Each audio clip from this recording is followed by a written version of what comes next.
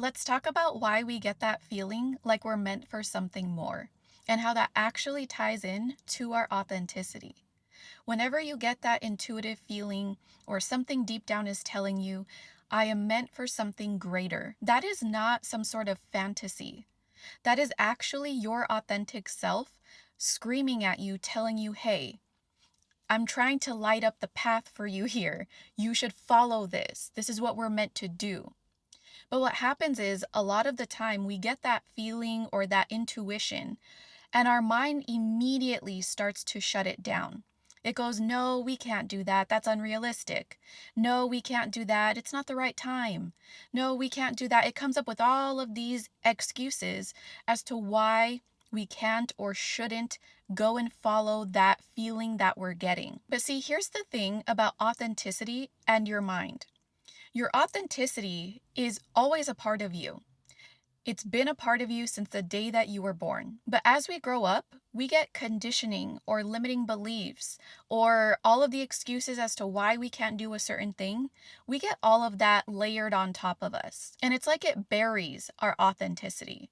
Your authenticity is you in your purest, most truest, most complete form, meaning you're limitless. Nothing stops you. Bad experiences don't stop you. You don't put unfavorable meanings or labels on things that would stop you. But where the mind comes in to override your authenticity is, like I said, all of those layers stacked on top of your authentic self. So if you have bad experiences that you've labeled as, okay, well, this person broke up with me, so that must mean I'm not worthy.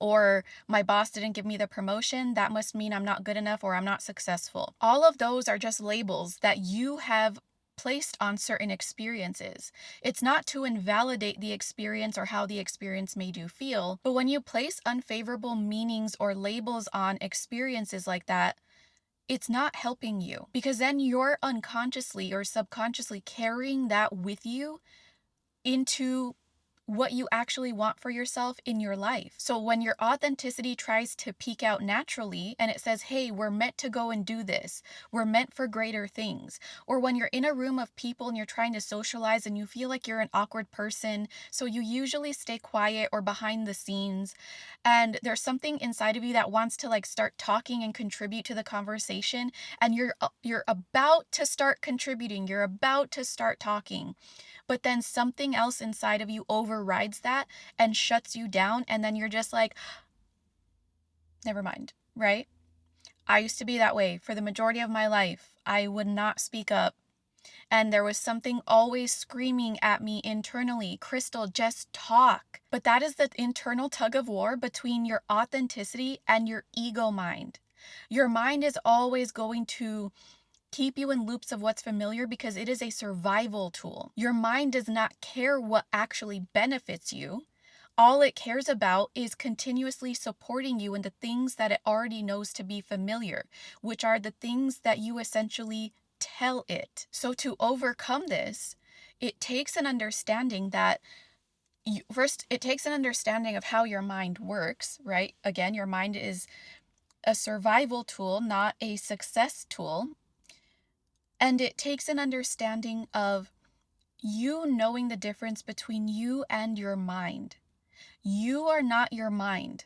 Like I said, when you're born, you are your authentic self down to your core. That is who you are. You are an observer of your life. You're not someone that is supposed to be controlled by your mind, but we unintentionally allow our mind to control us the majority of our lives. We say, oh, okay, well, my mind is telling me not to do this because I probably won't succeed or that it's too scary or whatever. Okay, let me take that as factual. So it's like you're constant. That's why we experience the same loops over and over that we don't like, because you've already fed a story to your mind, so your mind logs it as data, and it uses that with its filter system, deletion, distortion, generalization, to continuously show you the things that it already knows. So then you use that as further confirmation or proof, like, yeah, I knew I'm a loser, or yeah, I know I'm not successful, yeah, I know I'm not worthy of a relationship or my dream career. So it's this endless cycle over and over. But when you learn that your mind is not in control of you, you're actually just observing it, just like you're observing everything in life. That is when you take your power back and you're able to step back in to your authenticity. Take a minute to step out of your own box with me. When you're standing outside of your own box, you realize that your life, not everyone else's life, not what's going on in life or on social media, your life is meant for you. It's not meant to make everyone else happy or to feel comfortable. When you don't follow your authenticity or you don't lead yourself with your authenticity, you're not living the life that you're meant to live, essentially. You're playing small, you're holding back, you're hiding. You're making yourself invisible, which is something that I did for the majority of my life. So today you are going to stop stopping yourself from following that intuitive nudge that you get. The nudge, that feeling that you get that you're meant for something more. You're meant to do something more meaningful. Because again, it is not a fantasy. It is your authentic self trying to show you, hey, this is who we are. This is what we should be doing with our life.